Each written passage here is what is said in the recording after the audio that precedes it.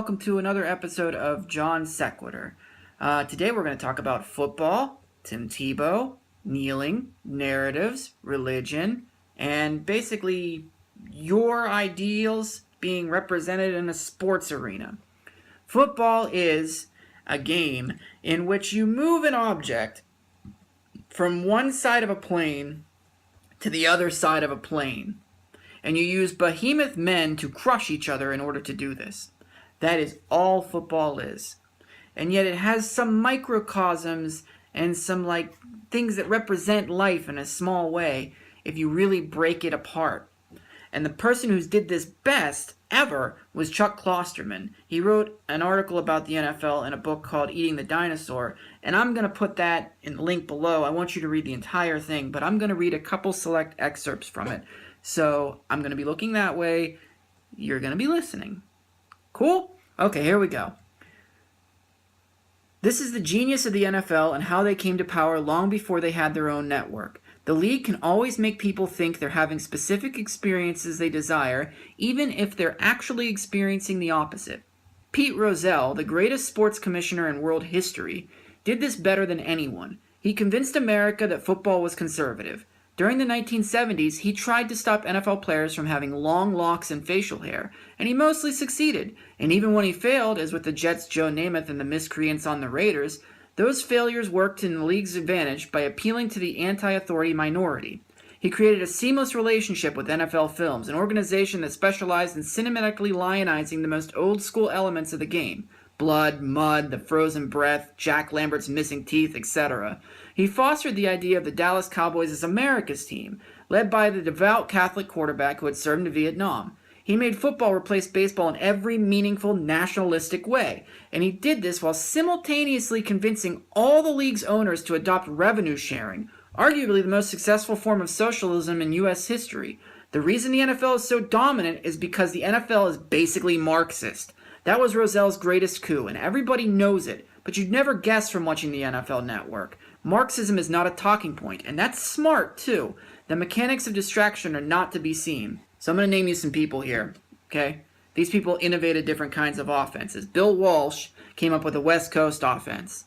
Sam Weish came up with a no-huddle offense, which was criticized by Marv Levy, and then he adopted it and went to 4 Super Bowls. Sorry, Buffalo, they didn't win any of them. Daryl Davis came up with a run-and-shoot offense. Nobody uses it anymore, and it was criticized at the time because you couldn't really run clock out, but it was innovative and it did work. Dick LeBeau, he had the zone blitz. It's everywhere now. At the time, nobody wanted it around. Okay, now I'm going to continue to read. Ready? Whenever an innovation fails to result in a title, its unorthodoxy takes the hit. Every time a football coach tries something unorthodox, he is blasted for not playing the right way. But all that not playing the right way means is that a coach is ignoring the eternal lie of football, the myth that everything done in the past is better than anything that could ever be invented in the present. As a result, the public arm of football, the conservative arm, bashes innovation immediately, even while adopting its principles it attacks. The innovators are ridiculed, and that kind of reaction is reassuring to fans because it makes us feel like football is the same game we always want to remember. It has a continuity of purpose. It symbolizes the same ideals and appeals to the same kind of person. It feels conservative, but it acts liberal. Everything changes, but not really. Okay, that's all well and good. Let's talk about Tim Tebow for a second, right?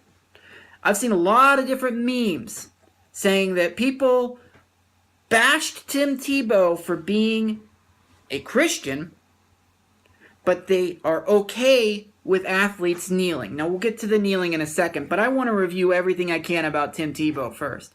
Tim Tebow was a Christian, and so are most NFL players. When you see a guy score a touchdown, what's he do? Like that.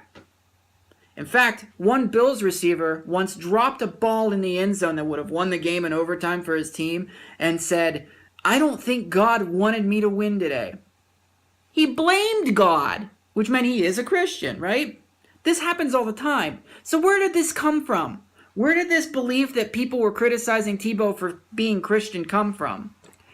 It came from the fact that Tebow threw the ball weird and still won. And he did win.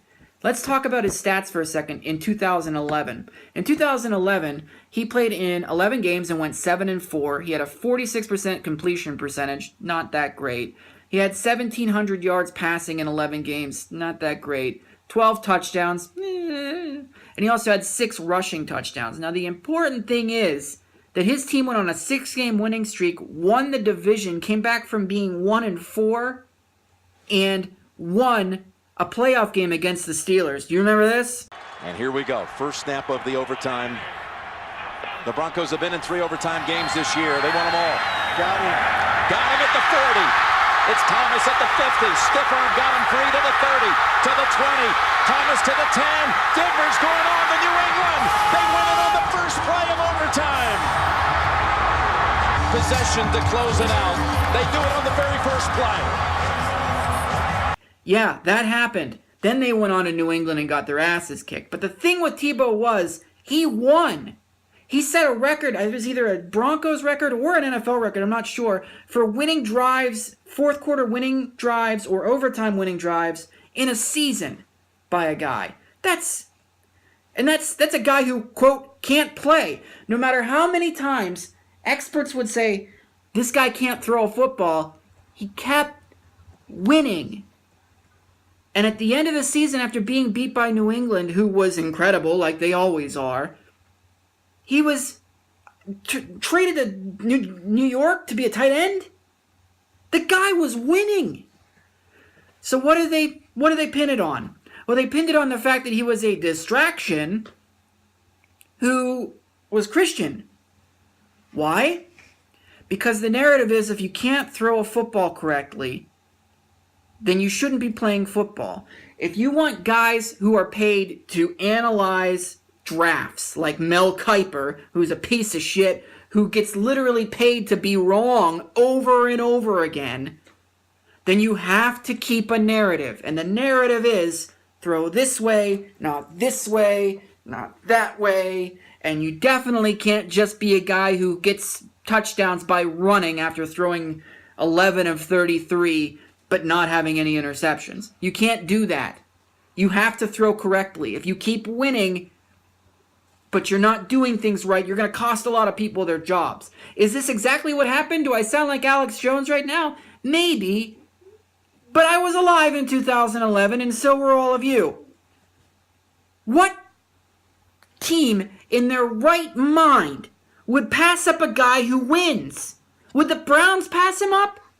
Would the Lions pass him up? The guy won. It wasn't because he took a fucking knee, because every player in the league shows that they're fucking Christian. So, if you are the Browns, if you are the Vikings, the Jaguars, the Lions, the Eagles, if you're any of these teams, and you're offered a player who's transcendent, who will guarantee you Super Bowl appearances in your future, but there are two caveats to this guy. One, he's a Satan worshiper, and when he scores, he's going to do the Baphomet thing where he sticks his hand up and his other one down. He's going to do that. And he's not a big fan of American policies. He actually came from North Korea, but he's here, and your team is winning because of him. Do you want him gone? Here's your choice. And you're going to lie on your answer. I guarantee you're going to lie. If you're Cleveland, you can either have 3-13 seasons for the rest of your life, or have 3 Super Bowl appearances in 5 years where the guy who's literally leading your team and is the MVP of the league worships Satan. Do you want your ideals on the field, or do you want to see a team win? I know you want to see a team win. How do I know? Ben Roethlisberger. That's how I know. He wasn't just one-time alleged rapist. He was a 2-time alleged rapist. What about Joey Porter, the coach for the Steelers, who went to a nightclub and assaulted a bouncer and was there the next day? Nobody cares about that stuff. No. They don't care about that as long as you win. But when you're Colin Kaepernick, and you are a terrible quarterback. I mean a terrible quarterback. He was good for 2 years, and then he was bad. Plus, his team fell apart. His offensive line was completely destroyed. A bunch of guys on the defensive side retired. His coach is a fucking head case. So, he was rewarded by having a bunch of people around him who could do well, and he was kind of taken apart by people who were not doing well. But no, he can't get a job because he kneeled during the national anthem. If Tom Brady ever kneeled during a national anthem, do you really think that the Patriots would kick him out? Do you really think so? I know they wouldn't. I guarantee you they wouldn't. This is all make-believe. This belief in this arbitrary respect for things. Come on.